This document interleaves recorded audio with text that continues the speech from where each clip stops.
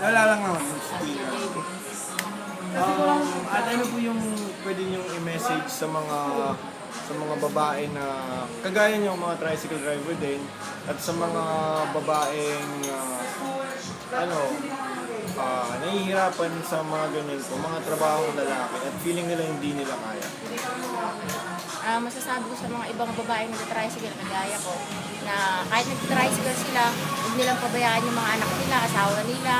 Yan. Tapos, sa mga yung babae naman na nasa bahay lang, na sana tulungan nila yung asawa nila kahit na paano, hindi ba tulad kasi mga iba, nakikita ko dyan na tinutulungan nila yung asawa nila na ginagawa lang nila ng bibinggo, nagsusugal, ganyan, nakikipagchismisan.